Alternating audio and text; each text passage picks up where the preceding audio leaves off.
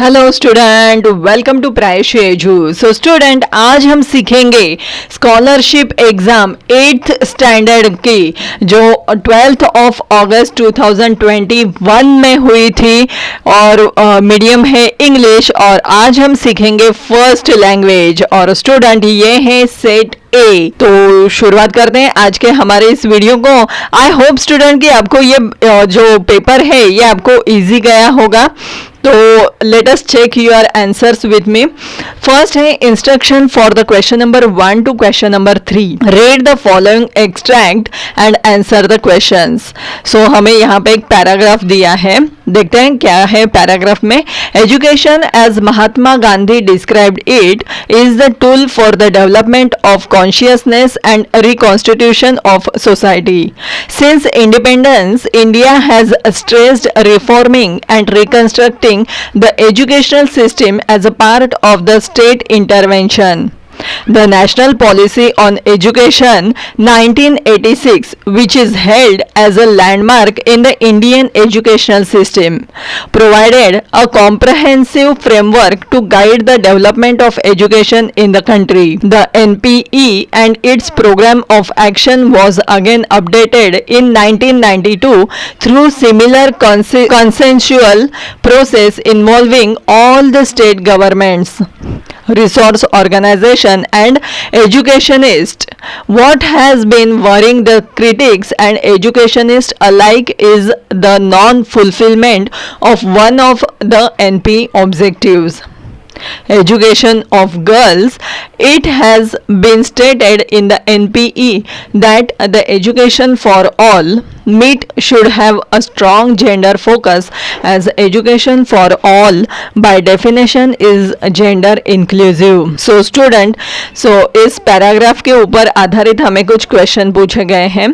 In the passage the author makes a plea for dash. इस passage में हमें author क्या बताना चाहते हैं, तो इसमें है द एजुकेशन ऑफ गर्ल्स है ऑप्शन नंबर 4। आप यहाँ पे देख सकते हैं कि एनपीई का ऑब्जेक्टिव क्या था, education of girls. Okay, next है according to the passage critics and educationist are worried that. So educationist and critics किसके बारे में चिंतित थे according to this passage? okay, so यहाँ पे है option number 3, the education of girls is one of the objectives of NPE.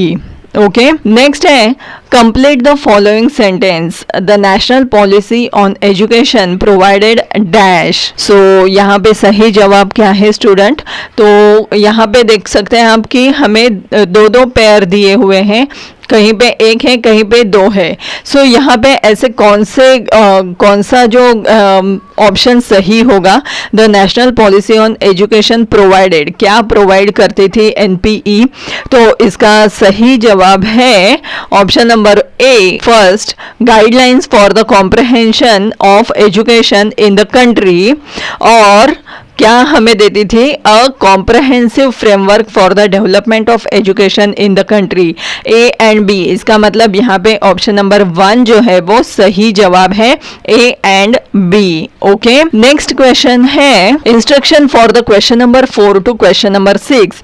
Read the following poem and answer the questions given below it. यहाँ पे हमें पोएम दिए हैं और इस पोएम के ऊपर आधारित हमें कुछ क्वेश्चन पूछे गए हैं। If you have tried and have not won, never stop for crying. All's that's great and good is done just by patient trying. Though young birds in flying fall, still their wings grow stronger, and the next time they can keep up a little longer. Though the sturdy oak has known many a blast that bore her, she has risen again and grown loftier and prouder. If by easy work you beat, who the more will prize you? Gaining victory from defeat, that's the test that tries you. और इस poem के ऊपर आधारित हमें कुछ question पूछे गए हैं। Which of the following pair is not in adjective form. इसमें से दो ऐसे जो ऑप्शन है वो एडजेक्टिव फॉर्म में नहीं है। सो कौन से हैं वो हमें देखना है स्टूडेंट। तो फर्स्ट तो है victory. Victory is not a adjective and defeat A and D. So इसका मतलब यहाँ पे जो सही जवाब है वो है option number 3 A and D. Okay, next question है complete the following line by selecting the correct alternative from the following. All's that's great and good is done just by dash. So इसका सही जवाब क्या है? Just by patient trying. Okay, next है choose the correct alternative of the meaning of the phrase has known many a blast from the poem. So poem में जो phrase आई है कि has known many a blast, so इसके लिए हमें correct meaning कौन सा होगा? तो वो है student option number 2 has survived many blows of stormy winds. Okay, next question है which pair of words from the following is not suitable in the given word register. word register हमने देखा है स्टूडेंट, तो इनमें से ऐसे कौन सा वर्ड है, कौन से पेयर है जो वर्ड रजिस्टर के लिए सुटेबल नहीं है? सो यहाँ पे आप देख सकते हैं bustard, crane, pigeon, predators, larks and grass. So इसमें से कौन से वर्ड रजिस्टर नहीं है? तो एक तो डी आप देख सकते हैं प्रीडेटर्स और ये है लार्क्स। ओके, सो यहाँ पे दो हमें मिल गए हैं। सो डी एंड ई, इसका मतलब ऑप्शन नंबर 3 जो है वो सही जवाब है। ओके, नेक्स्ट क्वेश्चन है choose 2 correct options of adverb clause. हमें एडवर्ब क्लॉज के 2 ऑप्शंस यहाँ पे चूज करने हैं। फर्स्ट ऑप्शन है, मैं डायरेक्टली आंसर आपको बताती हूँ कि option number 1 he is so brilliant that he can solve any example. Okay, and the second one is option number 3 work hard so that you can achieve success. Okay, next question है choose the correct alternative of synonym of the given word preposterous. Preposterous के लिए हमें synonym choose करना है। तो यहाँ पे भी हमें 2 पेयर दिए हुए हैं, मतलब जैसे कि ऑप्शन से ऑप्शन को देख के हमें पता चल रहा है कोई भी 2 होंगे। तो कौन से हैं स्टूडेंट वो? तो एक तो वो है option number A absurd and the second one is option number 2 completely and unreasonable. So यहाँ पे ए एंड बी है। सो यहाँ पे आप देख सकते हैं ऑप्शन नंबर 3 में हमें ए एंड बी दिखाई दे रहा है। ओके, सो नेक्स्ट क्वेश्चन है choose the correct equivalent in passive voice of the given sentence. Who is creating this mess? So इसका सही जवाब है option number 1 by whom is this mess being created. तो इसे हमें पैसिव वॉइस में हमने कन्वर्ट किया है। ओके, नेक्स्ट है find out what the following abbreviation stand for MIP। MIP का फुल फॉर्म क्या है स्टूडेंट? तो इसका फुल फॉर्म है option number 2 moon impact probe. Okay, next question है choose the option from the following that contains correct reported speech. John said that's the job you are offering me. तो इसका हमें correct speech क्या है इसका वो हमें चूज करना है। तो यहाँ पे आप देख सकते हैं कि ऑप्शन नंबर 4 जो है John asked if that was the job she was offering him, और इसका सही जवाब हमें मिल गया है option number 4। Okay, next question है instructions for the question 13 and question 14। Read the following dialogue and answer the questions given below. Mother dash dash you can taste the goodness of fresh vegetables. Daughter yes unbelievable no one would think that this soap was made with a stone. Son, you have said it, such delicious vegetable soup and made with a stone. Daughter, I wonder what happens to the stone, does it melt away? Mother, oh no. तो इस छोटे से dialogue के ऊपर हमें कुछ question पूछे गए हैं। फर्स्ट क्वेश्चन है choose the most appropriate interjection for the following dialogue. और mother dash dash you can taste the goodness of fresh vegetables. तो जब भी आपकी मम्मी आपके लिए फ्रेश वेजिटेबल्स का खाना बनाती है और वो बहुत ही टेस्टी होता है तो आप क्या बोलते हैं? Ah mummy wonderful, isn't it? So यहाँ पे ऑप्शन नंबर 2 जो है ah wonderful is the correct answer. Next one is complete the last sentence of the given dialogue with most appropriate response. Mother oh no. तो यहाँ पे हमें last sentence का dialogue जो है वो हमें कंप्लीट करना है। सो मदर बोलती है ओ नो। सो इसका सही जवाब क्या हो सकता है स्टूडेंट? तो वो है option number 1, it melts down. So next question है choose the correct option that represents positive degree of comparison of the given sentence. और सेंटेंस है Mumbai is one of the richest cities in India. So इसका हमें positive degree of comparison जो है वो हमें select करनी है। सो यहाँ पे सही जवाब क्या है? वो है option number 1, very few cities in India are as rich as Mumbai. Okay, next one है identify which of the following is a complex sentence. इसमें से कॉम्प्लेक्स सेंटेंस कौन सा है वो हमें चूज करना है और इसका सही जवाब है option number 4, young persons should realise what they can do for the country. Okay, next question है choose the correct question tag for the given sentence. You didn't cause much damage to the book dash question mark. और हमें यहाँ पे question mark question tag जो है वो हमें select करना है क्योंकि यहाँ पे है डिडंट। सो डिडंट के लिए कौन सा आएगा? तो सही जवाब है did you. Okay, did you इसका सही जवाब है option number 3, did you. Okay, did you cause much damage to the book. Okay, next question है मैच द फॉलोइंग है यहाँ पे स्टूडेंट। तो यहाँ पे हमें column A and column B दिए हुए हैं। इनमें से जो सही जवाब है वो हमें एक दूसरे से मैच करना है। जैसे कि आप देख सकते हैं बाजार, बाजार मतलब जब भी आपकी मम्मी आपको बोलती है कि हमें बाजार जाना है, ओके, इसका मतलब आप कहाँ पे जाते हैं? मार्केट जाते हैं, बराबर है। सो 1 का आंसर हो गया सी। ओके, नेक्स्ट है जो अभी आप देख सकते हैं स्टूडेंट की जो 1 2 3 4 जो भी पेयर हमें दिए गए हैं इसमें से हमें एक तो पता चल गया है कि 1 का आंसर सी है। सो ऑप्शन नंबर 1 एंड 3 में आप देख सकते हैं दोनों का 1 के आंसर जो है वो गलत है। सो इसलिए 1 एंड 3 तो नहीं आ सकते। सो रह गई बात ऑप्शन नंबर 2 एंड 4 के लिए, आप देख सकते हैं। सो सेकेंड वन है सैंड। सैंड को क्या कहते हैं? सेंट। ओके, जो चर्च में होते हैं। सो यहाँ पे है 2 का है डी। तो आपको समझ में आ रहा है स्टूडेंट कि सेकंड का आंसर अगर डी है तो कौन सा यहाँ पे ऑप्शन होगा? तो एग्जैक्टली वो है ऑप्शन नंबर 2, आप देख सकते हैं। ओके, नेक्स्ट है किला फोर्ट। सो 3 का ऑप्शन बी है, करेक्ट है यहाँ पे भी। और टोंगा, टोंगा का क्या है? Horse cart. Okay, A.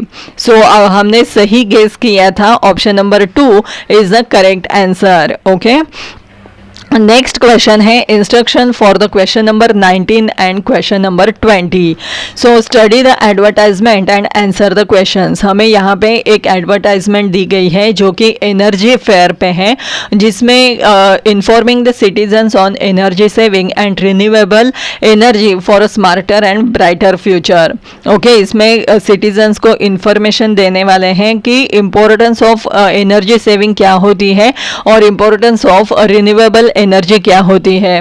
सो यहाँ पे आप देख सकते हैं guidance session bye experts, informative power point presentation, activities for children and discussion session. Okay, और ये जो होने वाला है ये फेयर, एनर्जी फेयर कभी है? 5th एंड 6th मई 2017 को है। ओके, उन्होंने वेन्यू भी दिया है, कहाँ पे होने वाला है? यश लॉन्स, केबीटी रोड, दिल्ली, और यहाँ पे है फ्री एंट्री। ओके, सो इस एडवर्टाइजमेंट के ऊपर आधारित हमें कुछ क्वेश्चन पूछे गए हैं।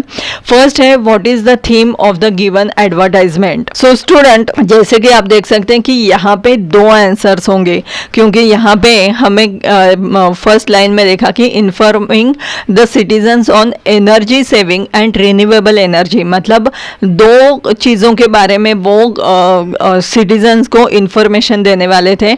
एक तो इम्पोर्टेंस ऑफ एनर्जी सेविंग के महत्व क्या है और रिन्यूएबल एनर्जी क्या होती है। सो यहाँ पे option number 1 and option number 3 is the correct answer. Okay, next question है energy fair is putting emphasis on which type of energy, और इसका सही जवाब क्या है स्टूडेंट, तो वो है option number 1 renewable energy. Okay, next है instruction for the question 21 and question 22। Read the following report and answer the question given below. हमें एक रिपोर्ट दिया है और इसके ऊपर आधारित हमें कुछ क्वेश्चन पूछे गए हैं। तो फर्स्ट है यहाँ पे हम जो रिपोर्ट है वो पढ़ेंगे। With crackers bursting amid dazzling illuminations, Kali Puja was celebrated in Kolkata on Wednesday. Decorative lamps glittered inside the community. Puja pandals and candles were lit in almost every house, adding to the grandeur. Though the puja was offered around midnight, the festive mood was visible from the evening. According to the police, 2,372 community puja were held this year in the city. Streams of people visited the attractive pandals in the evening. There was a staggering crowd at Kalighat, Dakshineshwar, Belur Math and Thanthania, Kalibari. Some of the community puja in the city had novel pandal and image design. So इस report के ऊपर आधारित हमें question पूछे गए हैं कि विच of the following is not a correct option for writing a report. इनमें से कौन सा ऑप्शन जो है वो करेक्ट नहीं है इस रिपोर्ट लिखने के लिए, तो वो कौन सा हो सकता है स्टूडेंट, तो वो है option number 4, it should sum up the total information. Okay, so next question है find the places related to staggering crowd for Kali Puja, और इसका सही जवाब क्या है, option number 2 Kali Ghat Dakshineswar. Okay, next है choose the correct alternative of the suitable preposition in the following sentence. They had resorted dash a very aggressive play, और इसका सही जवाब है option number 3 for. They had resorted for a very aggressive play. Okay, so next question है student, fill in the blank with the correct alternative of the appropriate tenses. All the day before it dash heavily, the entire field dash waterlogged. waterlogged के बारे में आपको पता है कि अगर rain ज़्यादा होती है तो waterlogging होता है। So all the day before it dash heavily, क्या होगा heavily?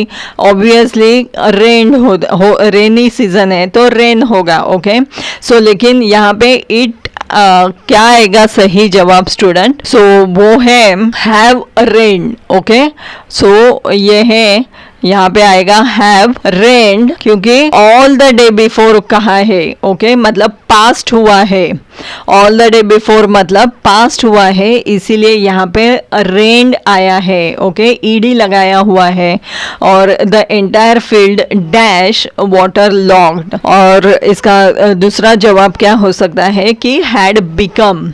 Okay, had become B, had become, the entire field had become, क्या हुआ था, तो वाटर लॉगिंग हुआ था। ओके, कुछ दिन पहले जब भी हेवी रेन हुआ था तभी क्या हुआ था, वाटर लॉगिंग हुआ था, इसका मतलब है सही। नेक्स्ट क्वेश्चन है pick out the correct alternative expressing the meaning of the underline phrase what is on the carpet these days is in the news. तो अंडरलाइन फ्रेज कौन सी है student, on the carpet. Okay, on the carpet, इसके लिए सही meaning क्या हो सकता है, तो वो है option number 2 to be under consideration. Okay, on the carpet का सही मीनिंग क्या है, टू बी अंडर कंसिडरेशन। तो देखा स्टूडेंट आपने कि ये 25 क्वेश्चंस के आंसर्स मैंने आपके लिए आपको दिए हैं, और आई होप कि आप आपके सभी आंसर्स जो है वो मेरे आंसर्स के साथ मैच करेंगे और आप कैलकुलेट करें कि आपको कितने मार्क्स मिल सकते हैं। Okay, so student I hope कि आपके सभी आंसर्स जो है वो सही आए होंगे and definitely you will score a good marks in your scholarship exam.